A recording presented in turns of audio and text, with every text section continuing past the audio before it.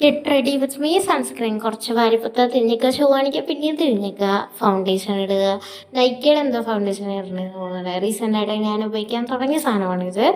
എൻ്റെ 10 ബലിഷ്ടമായ വിരലുകളും ഞാൻ എൻ്റെ മുഖത്ത് യൂസ് ചെയ്തിട്ടുണ്ട്. അതിനുശേഷം ബ്ലഷിന് വേണ്ടി ലിപ് ബാമാണ് ഉപയോഗിച്ചിരിക്കുന്നത്. അടിപൊളി സാധനമാണ്, 80 രൂപ എങ്ങാണ്ടുള്ളൂ. അപ്പം ഇത് ഉപയോഗിച്ച് കഴിഞ്ഞാൽ എല്ലായിടത്തും ഇടാൻ തോന്നും, മൂക്കിലും ചുണ്ടിലും എല്ലായിടത്തും. ഞാനത് കൊണ്ടിട്ട് നന്നായിട്ട് ബ്ലെൻഡ് ചെയ്ത് കൊടുക്കണം കേട്ടോ, അല്ലെങ്കിൽ പുറത്തേക്ക് ഇറങ്ങിക്കഴിഞ്ഞാൽ ആൾക്കാർ 2 സെക്കൻഡിൽ കൂടുതൽ സ്റ്റിച്ചിനെ ഓർത്തോളം ബ്ലഷ് ബ്ലെൻഡ് ആയിട്ടില്ല.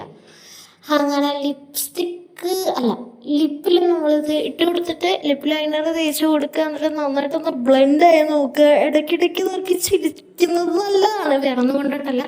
എൻ്റെ കമ്പിയിട്ടെ എത്ര ഇഞ്ച് താഴ്ന്നിട്ടുണ്ടെന്ന് ഇടയ്ക്കിടയ്ക്ക് ഞാൻ നോക്കാറുണ്ട്. എന്നിട്ട് നന്നായിട്ടൊന്ന് ബ്ലെൻഡ് ചെയ്ത് കൊടുക്കുക.